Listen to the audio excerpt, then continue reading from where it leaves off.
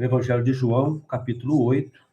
Nós convidamos você a abrir a sua Bíblia no capítulo 8 do Evangelho de João. Vamos ler apenas os primeiros versos e convido você agora a estar conosco aqui, pedindo a Deus que fale com você. Estava conversando com a Letícia em oração aqui antes, nós lembramos que às vezes as lições são muito simples, mas elas são profundas, elas têm impacto profundo na nossa vida. Então, é importante que você não despreze as lições aparentemente simples, porque elas normalmente podem tocar em lugares muito íntimos da nossa vida e nos levar a posicionamentos muito sérios. Então, hoje, João capítulo 8, os primeiros versos, vamos lembrar da história da mulher adúltera. E eu quero ler com você. João 8:1, quem puder colocar o texto para a gente aí na descrição, a gente agradece, tá? Para todo mundo que vai chegar depois. João 8:1. De Fernando Oliveiras, pela manhã cedo tornou para o templo, e todo o povo vinha ter com ele, e assentando-se os ensinava. E os escribas e fariseus trouxeram-lhe uma mulher apanhada em adultério, e pondo-a no meio, disseram-lhe: Mestre, esta mulher foi apanhada no próprio ato adulterando. E na lei nos mandou Moisés que as tais sejam apedrejadas. Tu, pois, que dizes? Isso diziam eles, tentando-o, para que tivessem de que o acusar. Mas Jesus, inclinando-se, escrevia com o dedo na terra. E como insistissem, perguntando-lhe, endireitou-se e disse-lhes: Aquele que dentre vós está sem pecado, seja o primeiro que atire pedra contra ela. E tornando a inclinar-se, escrevia na terra. Porém, ouvindo eles isto, acusados pela consciência, saíram um, a começar pelos mais velhos até os últimos. Ficou só Jesus e a mulher que estava no meio. E endireitando-se Jesus, e não vendo ninguém mais do que a mulher, disse-lhe: Mulher, onde estão aqueles teus acusadores? Ninguém te condenou? E ela disse: Ninguém, Senhor. E disse-lhe Jesus: Nem eu também te condeno, vai-te e não peques mais. Essa é uma passagem que a gente já conhece bastante, né? Mulher adúltera. Tem algumas coisas interessantes aqui. Primeiro, a gente não precisa nem pensar muito. O texto diz que aqueles homens tinham uma intenção por trás, né? A intenção deles não era exatamente que aquela mulher fosse julgada por Jesus. Havia, na verdade, o desejo deles em condenar o próprio Jesus, de acordo com a sua atitude, e colocam Jesus numa situação difícil, porque se ele simplesmente cumpre a lei e cumpre a lei de Moisés, né, mandando apedrejar aquela mulher, ele poderia colocar em xeque todo o ensinamento que ele estava trazendo até aquele instante. Em contrapartida, simplesmente ele fala: não vamos apedrejar e tudo, ele despreza a lei, e aqueles homens estavam procurando, de alguma forma, encontrar uma brecha para que Jesus fosse condenado, para que Jesus fosse, de alguma forma, como é que se diz? Pego numa falha. Bom, Jesus, ele, com toda a sua sabedoria, ele, diante da pergunta, né, o que fazes? O que o senhor quer que a gente faça com ela? Foi pego em adultério. Lembrando, gente, que a mulher foi trazida, mas o homem não. O correto seria também trazer o homem. Se realmente a intenção for a cumprir a lei, deveria ter trazido também o homem ali para estar diante de Jesus. Mas trouxeram a mulher, que a intenção deles era outra. Diante da pergunta deles, o que você vai fazer? O que fazes tu, Jesus? Jesus tem uma resposta extraordinária. Ele fala: olha, quem não tem pecado nenhum, atire a primeira pedra. Em outras palavras, está dizendo: tá bom, vamos cumprir a lei então. Quem não tem pecado, atire a primeira pedra. O que acontece é que aqueles homens, a começar dos mais velhos, vão jogando as pedras no chão. A gente imagina essa cena, aquelas pedras caindo, porque eles estavam com as pedras na mão já. Eles vão largando as pedras e viram-se e vão embora. Jesus se volta para aquela mulher e pergunta: onde estão os teus acusadores? Onde estão? Lembrando, gente, que aqui no começo do texto, a fala de que foram escribas e fariseus que trouxeram aquela mulher para estar diante de Jesus. Homens que conheciam a lei, homens que viviam, né, em obediência, né, a essa lei e cuidando que todos cumprissem a lei também. Esses homens também vão embora, vão todos embora, porque a pergunta é: se você não tem pecado, você pode lançar. Você não tem pecado? Então lança a pedra. Pode lançar a primeira pedra. Eles vão embora, e aí Jesus se volta para a mulher e fala: onde estão os seus acusadores? Ela responde: eles foram embora, não tem mais ninguém aqui. E ele diz àquela mulher: eu também não te condeno, eu também não te acuso. Vá e não peques mais. Versículo 11 de João capítulo 8. Nós queremos nesta manhã pensar sobre isso, em duas questões, né, Letícia? Primeiro, a questão dos que acusam e depois a questão daqueles que são acusados. Gente, vamos pensar em primeiro lugar na posição desses fariseus e desses escribas, desses homens que trouxeram a mulher, tá? Essa é a postura daquele que acusa o erro do outro. A gente vive um tempo onde as pessoas se sentem muito no direito de julgarem uns aos outros, né? Parece que, eu acho que com esse aumento da tecnologia, as redes sociais, a gente acaba vendo muito mais a vida das pessoas, as pessoas estão mais expostas, né? E me parece que a gente está se colocando muito no papel de alguém que acha que tem o direito de avaliar a vida do outro, de julgar a atitude do outro, e muitas vezes a gente já joga pedra.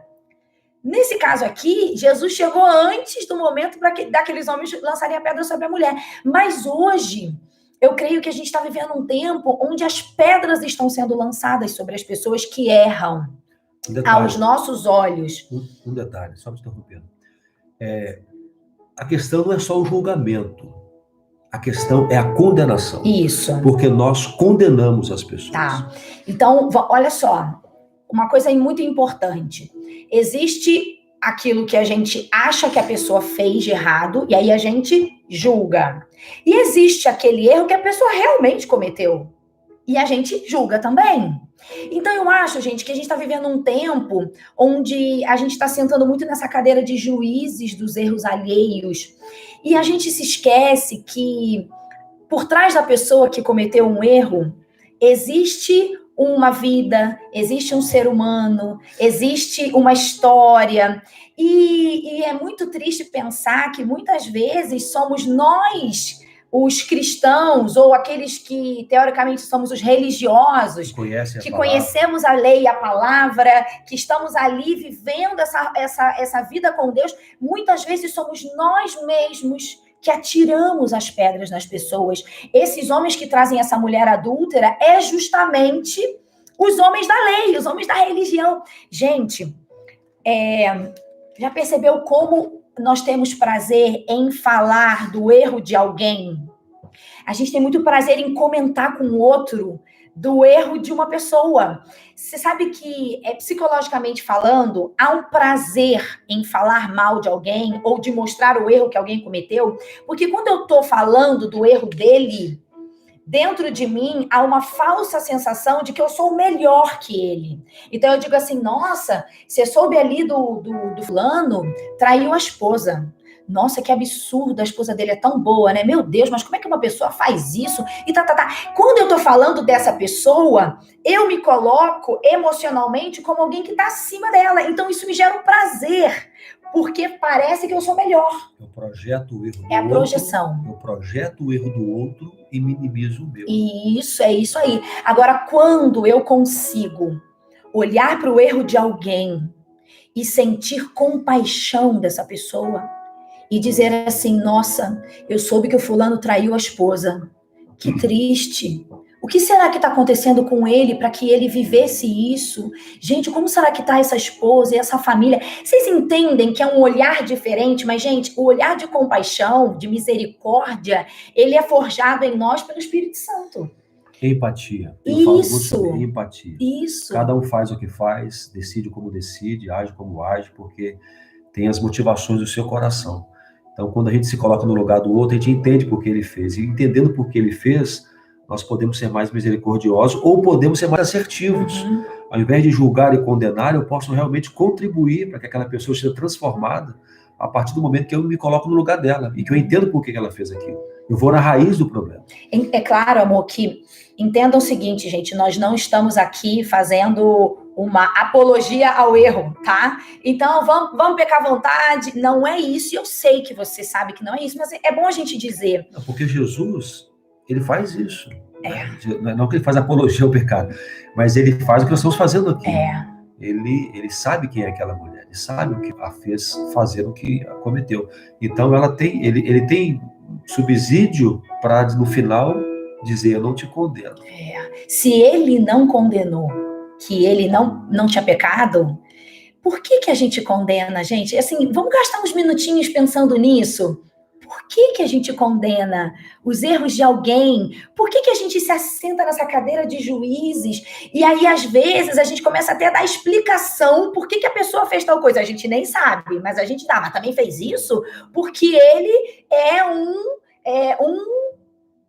um indigno, porque ele é um safado. Essa era a palavra que eu estava tentando achar. A gente vai condenando, gente. O Evangelho nos ensina a amar as pessoas. Amar as pessoas também significa amá-las quando elas errarem. Você imagina se eu permanecer com o meu marido somente até o dia em que ele erre comigo? E após esse dia, acabou para mim? Se for assim, nós viveremos sozinhos nesse mundo. Então, a gente pede muito a Deus aqui em casa, a gente ora muito a Deus para que Deus nos ajude a ter misericórdia das pessoas, para que a gente olhe para as pessoas com um olhar de amor, porque isso é difícil.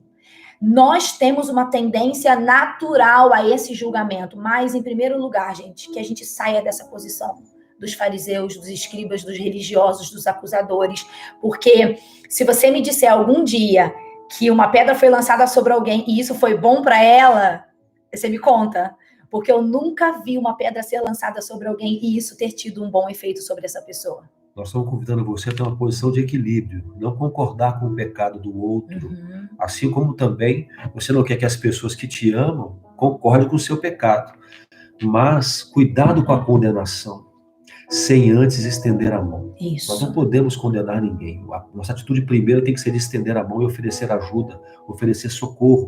E aprendemos isso com o nosso mestre. Não são os sãos que precisam de médico, e sim os doentes. Se nós olharmos para todos os doentes e qualquer tipo de pecado, porque às vezes a gente classifica o pecado e depende do pecado que a pessoa cometeu, não há perdão da nossa parte. Então, independente do pecado, nós estamos abertos para o olhar de misericórdia, o olhar que estende a mão, o olhar que se coloca ao lado, o olhar que compreende de alguma forma e que procura ajudar, que exorta até contra o pecado, mas exorta ao lado e não exorta como quem aponta o dedo. Então, precisamos aprender isso com Jesus. E tem a pecadora. Então, a gente tem o lado dos acusadores, que a gente está dizendo que nós temos que ter cuidado para não ocuparmos esse papel. E agora, de uma forma até mais profunda, a gente quer falar sobre a mulher. Essa que foi pega no adultério, essa que foi exposta no seu erro, no seu pecado. Gente, é muito comum, não sei se você viveu isso, né? Eu não vivi não, mas eu ouço as pessoas falando que quando a gente é criança, os nossos pais dizem muito pra gente assim: olha, você toma cuidado, você não vai fazer isso de errado porque Deus tá te vendo e Deus vai te castigar, hein? Teve uma vez uma mulher falou pra mim assim, que o pai disse assim: Deus tem na mão uma barra de ferro e quando você erra, eu posso nem ver, mas ele vê. E ele vem e castiga você com essa barra de ferro. Olha isso, gente. Já ouvi de outras pessoas. Uma vez eu ouvi um homem dizendo assim: Letícia, o meu pai falava para mim, toda vez que eu errava, ele ou dizia que o diabo ia vir e ia me pegar porque eu errei, ou Deus ia vir e me castigaria pelo erro que eu cometi. Então, eu cresci com medo de Deus e com medo do diabo. Então, olha que loucura, gente. Tá errado isso. Não fale isso para as crianças. As crianças precisam conhecer um Deus que ama, um Deus que é justo, um Deus que não quer que a gente comete falhas, mas um Deus que nos ama mesmo apesar das nossas falhas. Então, amor, olha que coisa. A gente ouviu muito isso ao longo da infância. As pessoas ouviram, né, que existe um Deus que pune, existe um Deus que castiga, e não importa se você vai se arrepender, ele vai te castigar. E a gente cresce, e aí quando a gente começa a viver, a gente comete erros na nossa vida, a gente se lembra daquilo e a gente começa a ter medo de Deus. E junta com as acusações das pessoas em relação ao nosso erro, e a gente já começa automaticamente a se afastar de Deus.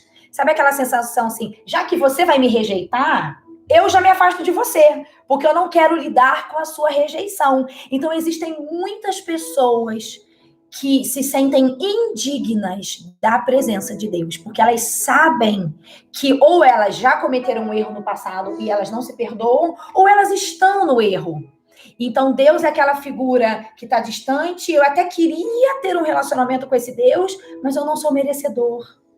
Então, elas mesmas se afastam. Me sinto indigno. E aí entra num ciclo De vicioso, destruição. né? Porque eu não procuro a Deus, porque não me sinto digno, e por não procurar a Deus eu vou me tornando cada vez mais pecador, e cada vez mais longe da vontade dele, e aí mais vezes ainda eu me afasto dele.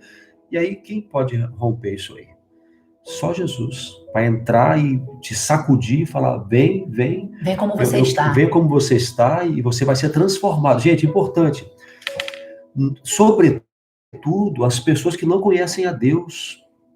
Já pensou nisso? O quanto nós estamos acusando e fazendo com que essas pessoas se sintam mais indignas ainda, sendo que elas não conhecem a Deus, elas não conhecem a palavra de Deus, não têm o temor do Senhor. Então nós precisamos ser misericordiosos e pacientes, para não contribuir para que a culpa delas seja ainda maior. Nós temos que nos colocar ao lado e auxiliar as pessoas, ser instrumentos de Deus para que os olhos deles sejam abertos, para que caiam as escamas, para que enxerguem a sua condição de pecadores e que entendam e que aprendam que Jesus está ali para resgatá-lo dessa condição e transformá-lo. Eu quero lembrar de dois textos com você. João 3,17, o 16 todo mundo conhece, mas e o 17? Porque Deus enviou o seu Filho ao mundo não para que condenasse o mundo, mas para que o mundo fosse salvo por ele. Temos que nos lembrar disso. A missão de Jesus é salvar. Então, diante daquela mulher ali, qual que é o coração, a inclinação dele é o quê? É resgatar aquela mulher. É resgatar a mulher. Sempre esta é a missão de Jesus, é o desejo de Jesus e é a missão da igreja, resgatar o que está perdido. Lembremos agora de Lucas. Lucas capítulo, cadê? Lucas 19:10. Vamos lembrar disso também? O que está escrito lá, ó? Porque o Filho do Homem veio buscar e salvar o que se havia perdido. Naquele encontro com Zaqueu, Jesus fala isso. Ele veio buscar e salvar o que se havia perdido. Jesus veio para salvar o mundo em qualquer circunstância, quanto a qualquer pessoa. Olhemos com este olhar desta missão de Jesus e a missão nossa enquanto igreja, salvar o que está perdido. Não condenar, mas resgatar. Então, com esse olhar, muda totalmente a forma como nós enxergamos aquele que está no pecado. Olhar de misericórdia.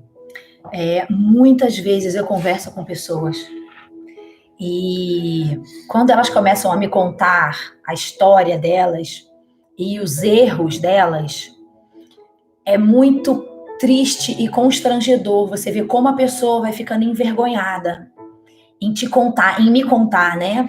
E aí ela começa a contar aos poucos a história e ela começa a tentar entrar naquele lugar de dor, porque ela está expondo para uma outra pessoa uma mazela, uma doença. É como uma ferida, é como você ir num médico e você tem que mostrar, você tira a sua roupa e você vai mostrar para alguém que você não conhece o seu problema, para que ele te cure. Então, muitas vezes, quando eu ouço pessoas e ouço as dores delas, eu vejo esse constrangimento.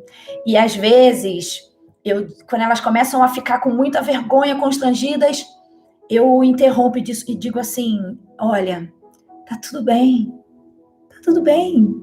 Abra o seu coração para mim e não tenha medo. Sabe por quê? Nós somos iguais. Muitas vezes na igreja eu já disse isso, ei, não importa o que você fez, tá tudo bem, tem um caminho de restauração para isso. Eu não sou melhor do que você. Se eu frisar isso, repito, nós não estamos fazendo apologia ao pecado, mas não queremos olhar só para o pecado e esquecer da pessoa por trás do pecado. Porque eu quero olhar, gente, para essas pessoas, quando elas se abrem para mim, eu quero olhar para elas com o olhar de Jesus.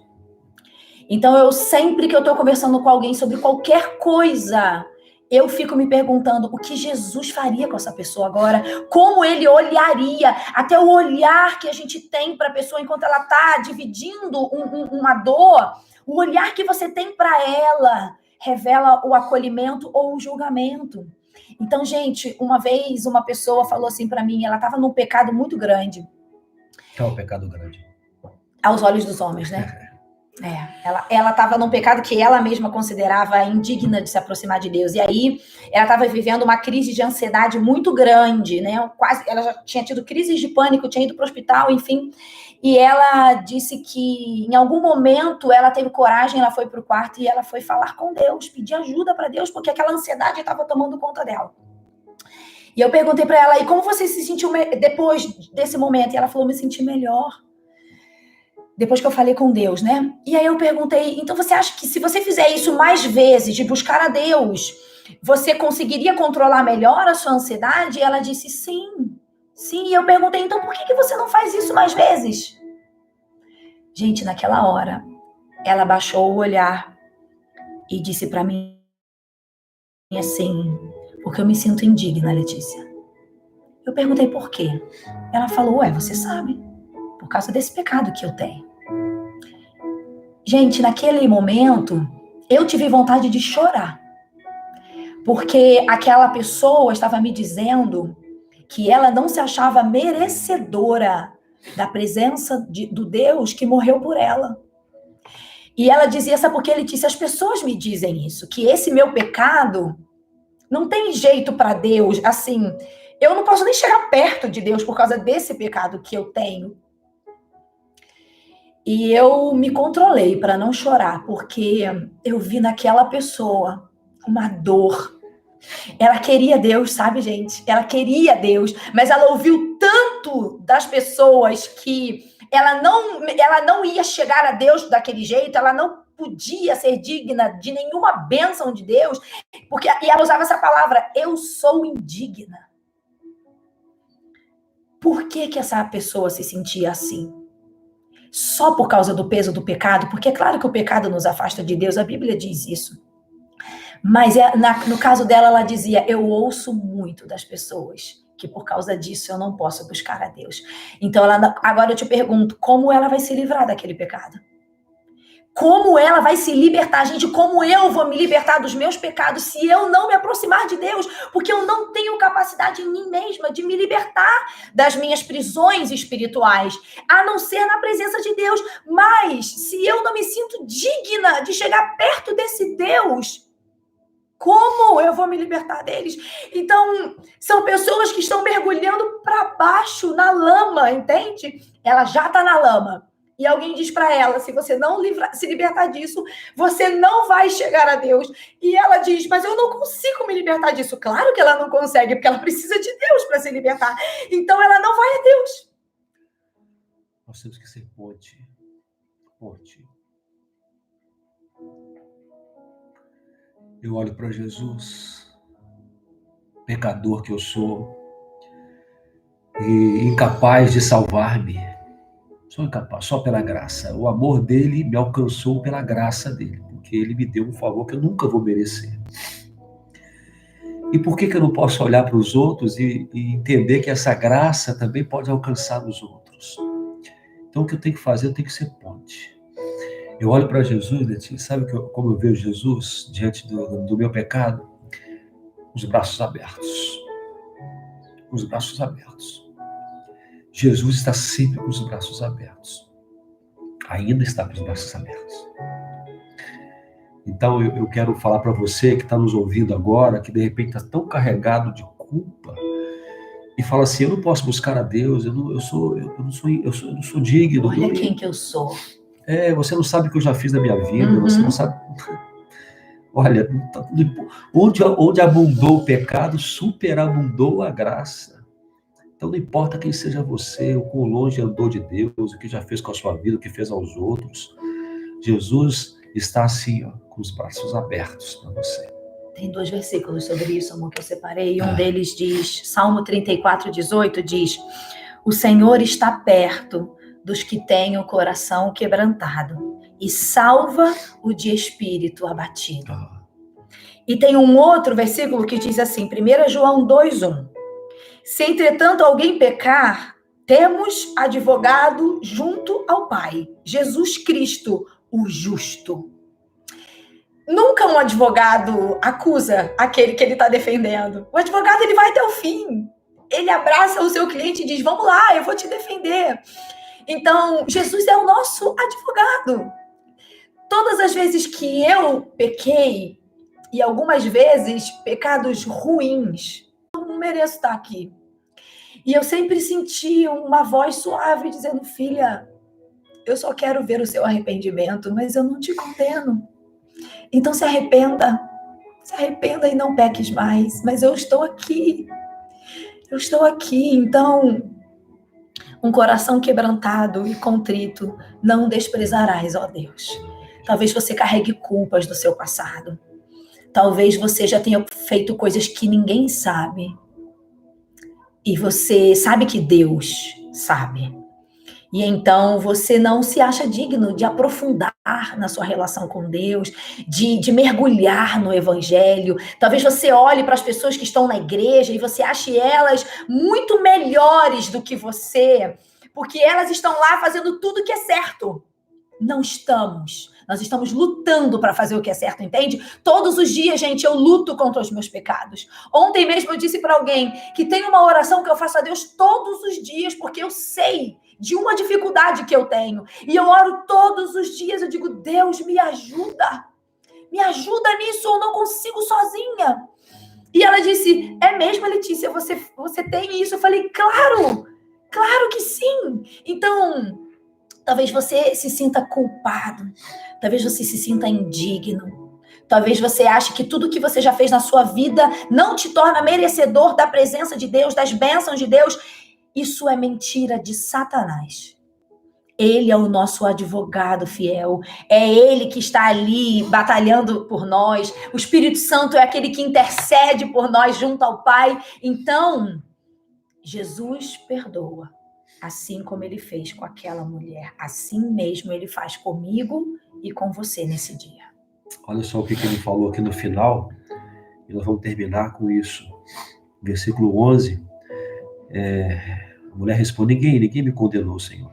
Aí Jesus responde a ela, eu também não te condeno. Vai-te, né, e não peques mais. Sabe o que eu enxergo aqui, Letícia?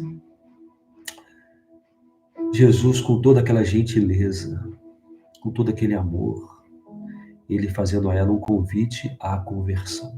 Quando ele fala assim, vá e não peques mais. Um convite à conversão. Considera os teus pecados. Considera o que de errado você tem feito. Dispõe-te, humilha-te diante de Deus e clama por socorro, por ajuda, para que você não permaneça mais nesse pecado. Então é assim que Jesus faz. Não que ele concorde com o seu pecado, não que ele passe a mão no nosso pecado. Ele te acolhe, ele te abraça, te afaga, te traz segurança e diz, agora, vamos lá, vamos abandonar isso, vamos deixar isso. Não peques mais. Foi a palavra com que ele termina essa conversa, esse diálogo com aquela mulher. Uma palavra de esperança, um convite ao arrependimento e à conversão. Amém? Amém. Duas pessoas, o julgador,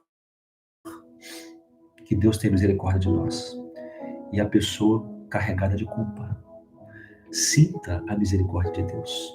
Sinta. Ele vem. Peça ajuda para que ele te capacite para não permanecer nesse erro.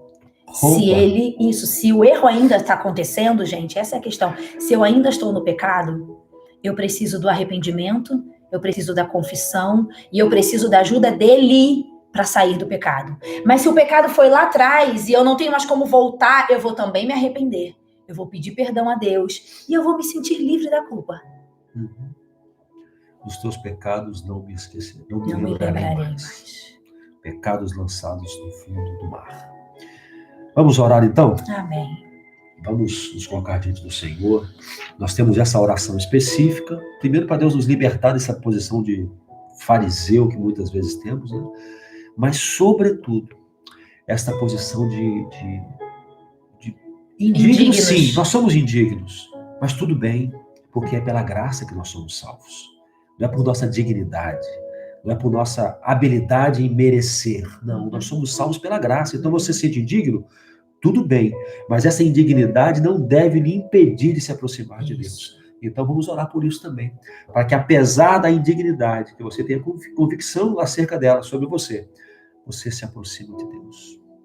Você busca a Deus e você vai encontrar. Vamos orar? Senhor Deus, nós nos colocamos mais uma vez diante de Ti, mas agora, Pai, sobre todas as coisas, primeiro pedindo ao Senhor que nos ajude a nos libertar desse farisaísmo que muitas vezes ocupa o nosso coração. Essa vontade, esse prazer que nós temos muitas vezes de julgar os outros e, sobretudo, de condenar os outros, sem ao menos conhecer, sem ao menos nos inteirar pelo que acontece na vida do outro.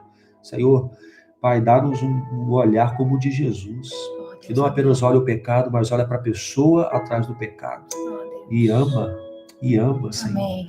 Se nós estamos hoje aqui, podendo falar de Jesus e compartilhar do amor dele, é porque ele primeiro nos amou. Amém. Primeiro, não porque nós fomos dignos em algum momento, nós nunca fomos dignos e nunca seremos. Mas apesar da nossa indignidade, o Senhor nos amou por sua graça, Senhor. Nos alcançou, nos perdoou, nos justificou e agora andamos na tua presença, Senhor. Pai, esta graça está disponível, Senhor. Amém. Essa graça está disponível. Pessoas que estão hoje nos ouvindo agora, carregados de culpa, se sentindo, Pai, impossibilitados de se aproximar do Senhor. Talvez muitas vozes ecoando no seu pensamento que já disseram: você não pode, você é sujo, você é pecador, você é imundo. Senhor, apesar de tudo isso, o Senhor está com os braços abertos. Amém, Senhor. Está com os braços abertos para acolher, para perdoar, para restaurar, Senhor, e para justificar, ou seja, tu estás pronto a transformar esses pecadores perdidos em pecadores justificados, Senhor Deus, que andarão na tua presença, Senhor. Amém, Pai, Deus. dá-nos, Senhor, coragem, Pai, a coragem de nos aproximar de Ti, agora por esse novo e vivo caminho, Amém. Que é o sangue de Jesus. Amém. É o sangue de Jesus que nos purifica de todo o pecado. Nos aproximamos de Ti pelo caminho que Jesus abriu para nós. Senhor, não merecemos, não somos dignos, mas é por Jesus, pela Tua graça, que temos acesso a essa tão grandiosa salvação, ao perdão dos pecados, à libertação, ao alívio, Senhor, e também ao descanso que o Senhor nos dá. Pai, alcance cada coração. Amém, Senhor. Coração fariseu, que seja quebrado em nome de Jesus. Amém, Senhor. E coração carregado de culpa, que se aproxime de Ti. Amém.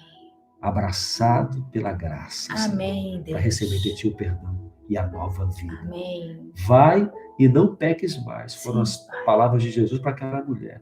Um convite à transformação. Senhor, nesta manhã também Tu fazes um convite a cada um de nós à transformação.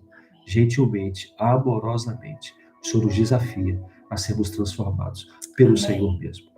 É no nome do Senhor que nós oramos. Amém. Amém. Deus querido, nós te agradecemos pela tua graça, misericórdia, seu amor. Amém. Pai, a gente não merece esse amor, mas nós te louvamos por ele, Deus. Pai, eu oro por todas as pessoas nesse momento que têm em suas vidas o peso da culpa, o peso do remorso, coisas que não temos como voltar no passado e fazermos diferente, Deus, não temos, e isso muitas vezes pesa sobre os nossos ombros.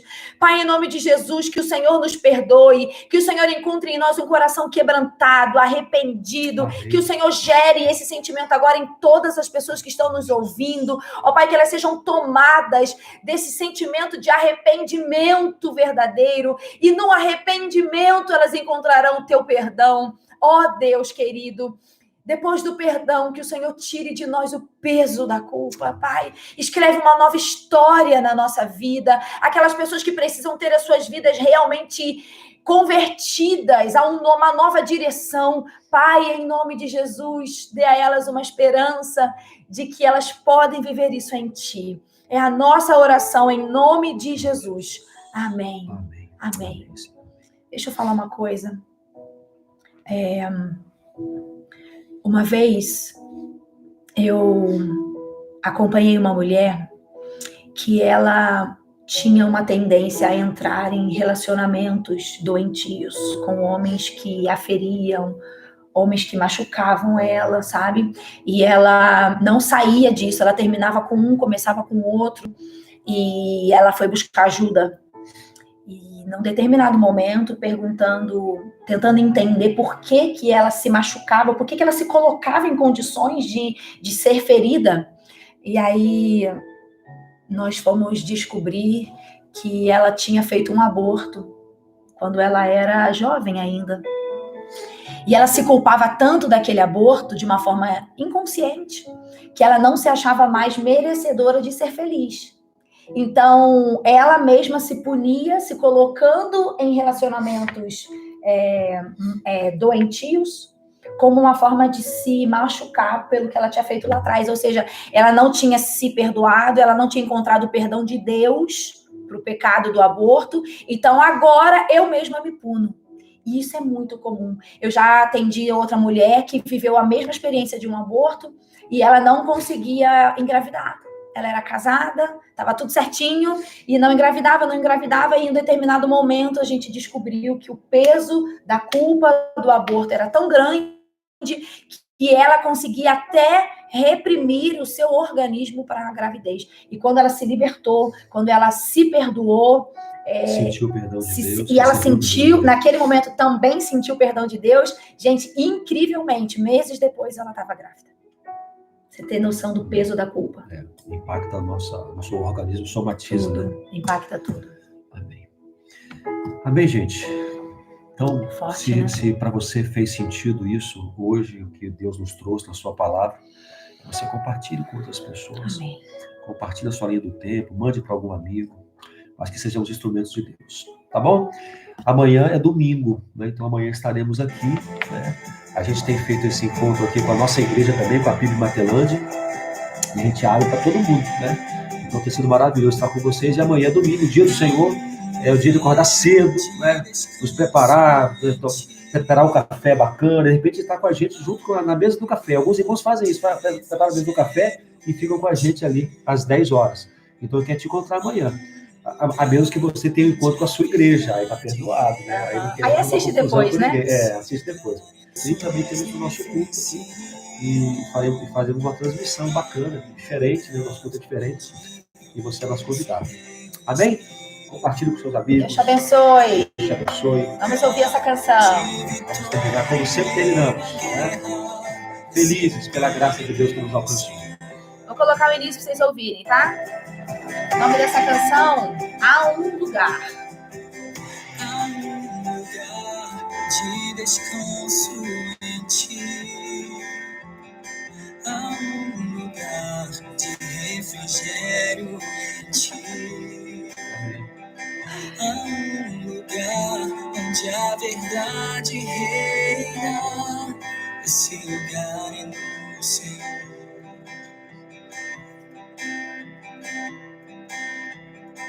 Há um lugar onde as pessoas não influenciam. Há um lugar onde Quem chegou agora, volta e ouve do princípio a palavra de Deus para você ouvir. De vitória em meio à guerra. Esse lugar é no Senhor. Há um lugar no Senhor para a gente habitar. Esse lugar é no Senhor. Amém, Fabiola. Amém. Esse lugar é no Senhor. Porque você está na presença do Senhor. Por isso as suas manhãs estão diferentes. Esse lugar é no Senhor. Pati, um beijo. Isso, hoje estamos em home office. Esse lugar é Obrigada, casal abençoado pelas minhas palavras. Tenham um sábado maravilhoso. Vocês também. Tenham um sábado maravilhoso com o Senhor. Até amanhã. Beijo.